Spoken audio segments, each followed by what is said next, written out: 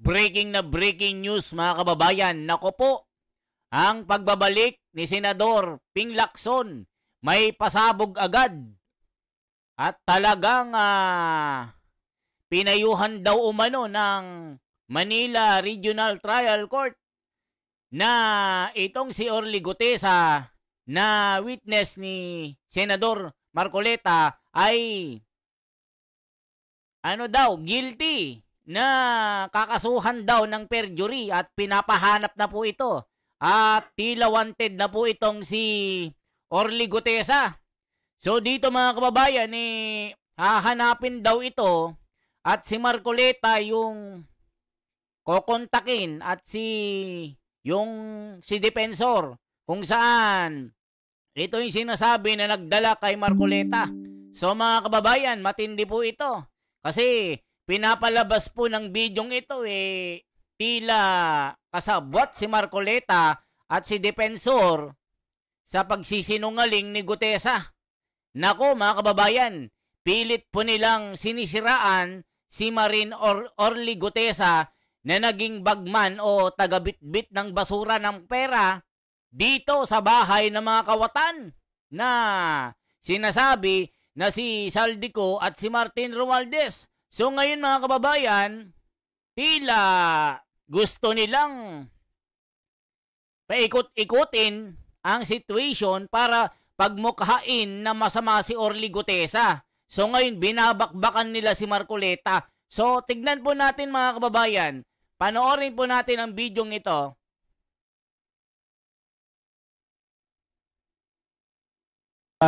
Aasahan nila.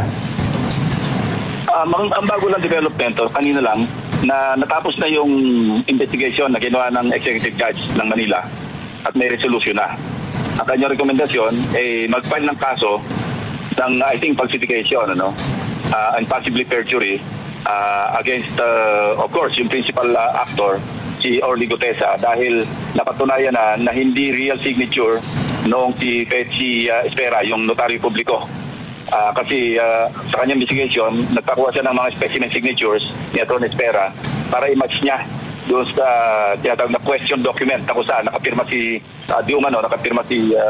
Espera bilang notaryo publiko noong sinumpaang salaysay ni Orly Gutesa. So may findings na yun at I think nire-recommend niya ngayon sa Prosecutor's Office ng DOJ na magsampa ng demanda, magsimula ng preliminary investigation against Gutesa and those responsible for presenting O yan mga kababayan, kakasuhan daw po itong si Orly Gutesa ng perjury o pagsisinungaling. At kasama din daw sa mga kasama niya na nagpresenta. So ibig sabihin si Marcoleta kakasuhan din? Mga kababayan, tignan nyo po ulitin natin. Demanda, magsimula ng preliminary investigation against Gutesa and those responsible for presenting his affidavit. Hindi ko alam kung sino yung... O, kita nyo mga kababayan, including the person who is included in representing Orly Gutesa. So dito, ang pagbabalik ni Senador Ping Lacson bilang Blue Ribbon Committee ay may pasabog. Look, Marcoleta, yari ka. O, tignan nyo mga kababayan. Matindi mga pasabog na ito Tila totoo kung hindi ka magsusuri. So ngayon mga kababayan, babakbakan ni Marcoleta ito. Mga kababayan, panoorin natin. Babakbakan ni Marcoleta itong si Ping Lacson na tila hindi talaga tumitigil mga kababayan. Na imbes na hulihin ang mga prime suspect dito, pero ang ginagawa nila, pilit nilang tinatakpan ang tunay na katotohanan. Marin yan.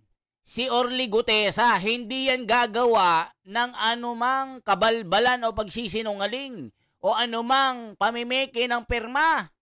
Ayon daw dito sa Manila Regional Trial Court, nirecommended daw o nagbigay daw ng recommendation na sasampahan ng kaso. Ayun na, halaka, talagang gusto nilang paikot-ikutin ng mga tao para sirain si Orly Gutesa at si Marcoleta. So ibig sabihin si Marcoleta na ang masama, si Orly Gutesa na ang masama. Yari na mga kababayan, grabe naman ang mga ito. Talagang gagawin nila, gagawing tanga ang mga Pilipino, gagawing bobo. Hindi kami tanga para maniwala sa inyo. Mas may credibility si Orly Gutesa, mas may kredibilidad si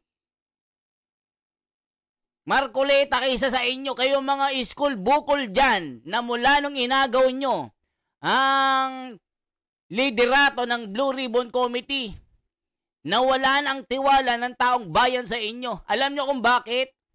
Kayo ang mga protector ng mga buhaya Imbes na tukuyin, hulihin ang mga buhaya na mga mastermind na malalaking sindikatong ito, anong ginagawa nyo?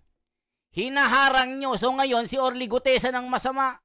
So ngayon, panoorin pa natin itong video na ito, itong interview ni Ping Lacson. Ano bang sinasabi niya dito mga kababayan?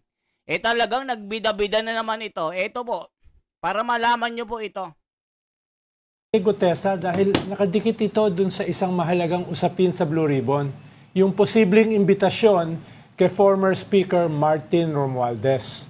Paano makakaapekto yung development na yan kay Gutesa doon sa ganong klaseng issue, Senator? Wala, it stays, yung intention, yung plano na imbitahan of course, si Saldico, wala dito, pero papadalan pa rin siya ng invitation doon sa kanyang residence. Si Speaker Romualdez, dati Speaker Romualdez, papadala namin yung invitation o yung letter kay Speaker Bogie D. At siya yung magsasabi kay dating Speaker Romualdez na dumalo kung kagustuhan ni Speaker Romualdez na dumalo. Pero, in between, nagbigay na ako ng instruction just in case na bumalik na ako bilang chairman na mag-prepare na ng subpoena doon sa contractor nung construction ng bahay sa number 42 McKinley Road sa Forest Park, or doon sa security agency na nag-handle ng security, yung may kontrata na nag-handle ng security doon sa naturang house under construction, para dalhin yung doon sa STECOM, para dalhin yung logbook. At kung makapag-testify sila na talagang indeed during the period between December 2024 hanggang August 2025, may mga dumating ang convoy ng mga sasakyan doon, for some reason, makaka-reinforce doon sa salaysay na ginawa ni Orly Gutesa. So dito mga kababayan ay si Ping Lacson ay magsasagawa daw ng investigation sa mga logbook ng mga convoy ng mga sasakyan na punong-puno ng pera o basura. Ang mangyayari niyan, ibabasura na yung libro, yung mga logbook. Ganyan na po ang gagawin niyan. Mga kababayan, simple, basic math.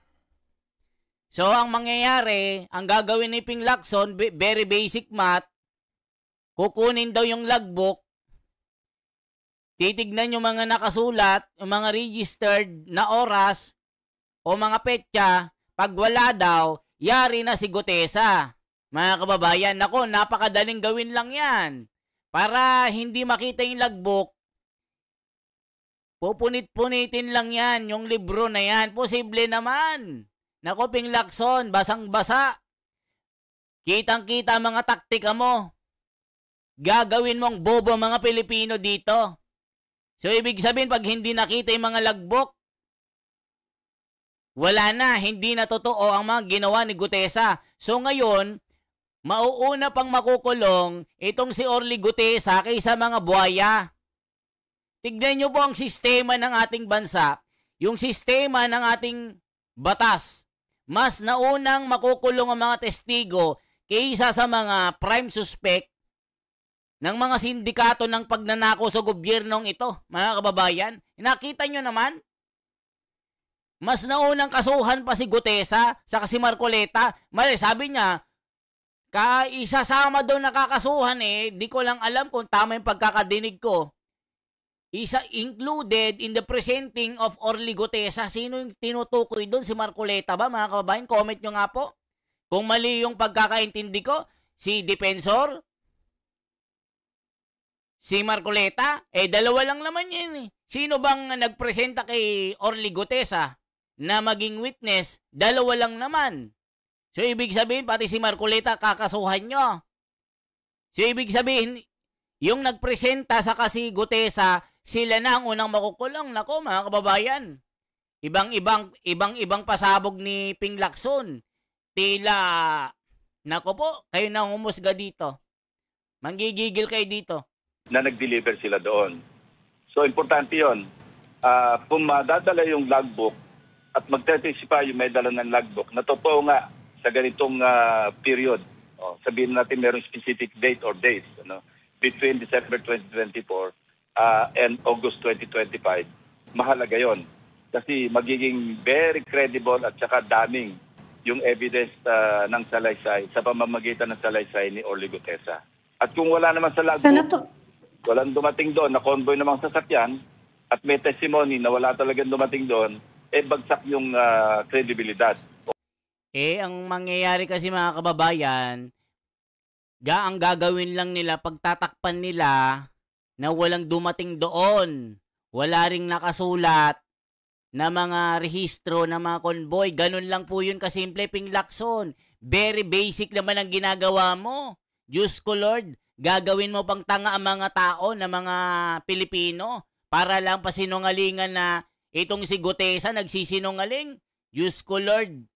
Nako, lalabas at lalabas din ang katotohanan dito mga kababayan. Hindi pwedeng pagtakpan ang kasamaan. Hindi pwedeng pasinungalingan ang katotohanan, Ping Lacson. Diyos ko Lord. All together, nung salaysay ni Orly Gutesa. Senator, missing in action si Orly Gutesa. Baka may balita ka sa former Marine.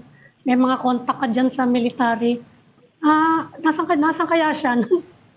Madali ba siyang ma-summon kung sakasakali? Nako. Pinacheck ko na yung mga addresses. At katunayan, humingi ng tulong nga yung RTC Manila. Doon sa address, pinadala namin sa kanila. Pero ang sabi, wala na raw si Gutesa, hindi na doon nakatira. Yes. Ngayon, ang subpoena na ipapadala namin sa kanya, i-course namin through the office of Senator Marcoleta and or doon sa residence or office ni dating Congressman Mike Defensor. Kasi sila naman yung nag-present, lalo si Senator Marcoleta. Kaya sana alam nila kung paano makontak.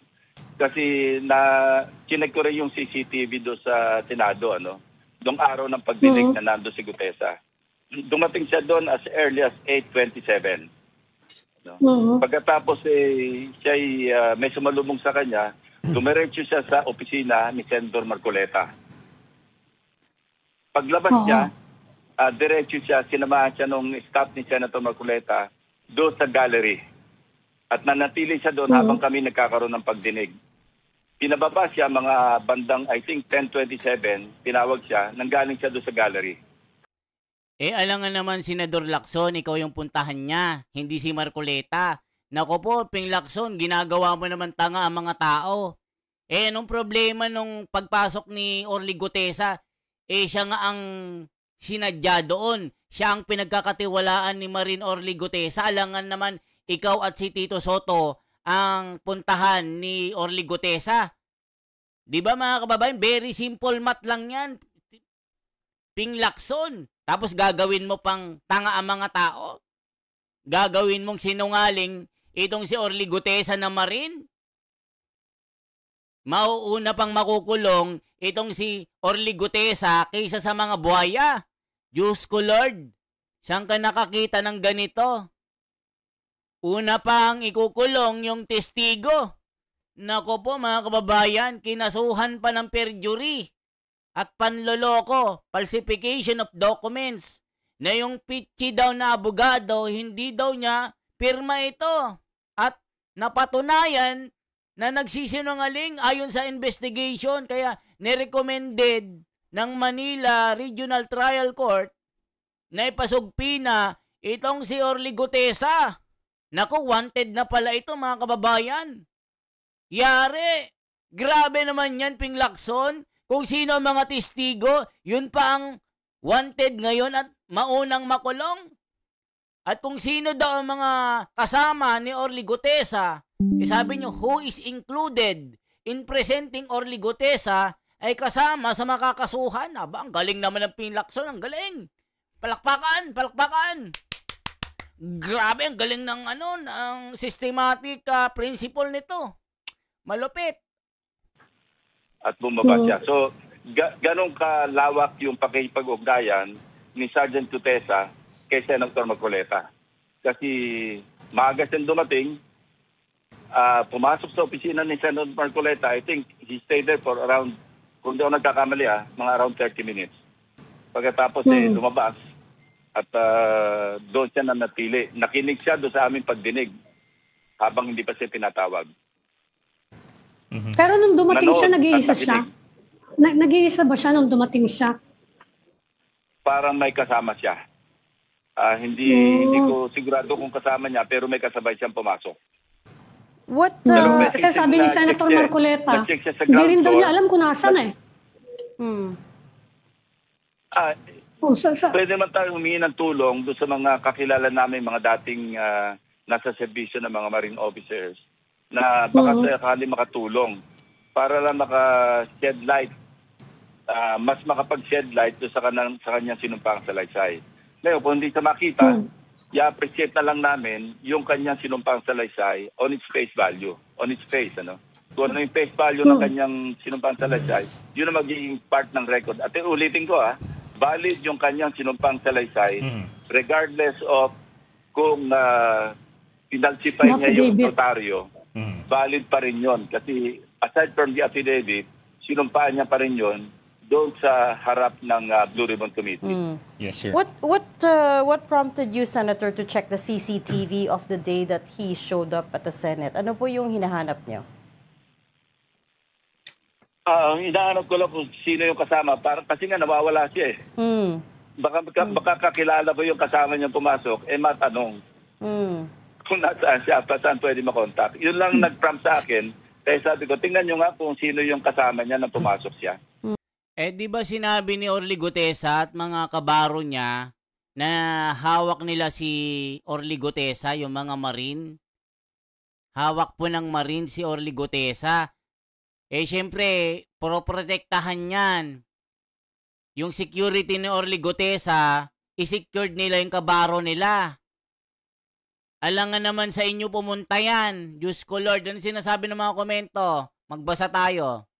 Hanggang ngayon, tinitingnan namin kung ma-identify yung kasama at baka sakaling makatulong sa pag-locate sa kanya. Actually, nung sinumon siya doon sa DOJ at hindi sa sumipot, doon ako nakapagbigay ng bilin sa aking mga staff na tingnan nyo nga yung CCTV, baka sakaling makatulong tayo sa DOJ sa paghahanap kay Gutesa. So yan mga kababayan, para palang ito para palang Boyeng Rimulye ang inahabol si Sara Duterte, Sal-End, Parmali, Bongo, Bato. Parang ganyan ka lang pala, Ping Lacson Akala namin magbabagong buhay ka na kasi pumalpak ka nung nakaraan. May pa-resign ka pa. So ngayon yan na yung pasabog mo. Diyos ko Lord, Ping Lacson naman. Nako, lalabas din ang katotohanan, Ping Lacson. Yung ginagawa nyong pangloloko sa taong bayan, wala na, hindi na kami naniniwala sa inyo. Ano sabi dito mga kababayan? Tignan nyo po mga kababayan, ituloy nyo ang Blue Ribbon Committee hearing public, tapos invite nyo si Gutesa. Pag di siya dumating, saka nyo sabihin na talagang nawawala siya. Saka lang kami maniniwala sa inyo. Nung bata pa ako, idol ko to Kala ko napakatapang parang duwag din pala yata. Banggain ang di umano'y utak sa corruption ngayon. Why didn't Lacson continue the inquiry by subpoena the two main aides of Saldico, Jan Estrada, one of them? Instead, the investigation got stuck with Gutesa credibility. The aide has been identified and there would have more info. There are also 90 security personnel under Saldico. Surely they can also subpoena to collaborate Gutesa testimony. Totoo nga naman. 'Di ba? Ginagawa mo kaming bobo, Ping Lacson Yung mga ganito mo, wala, hindi papasa ito.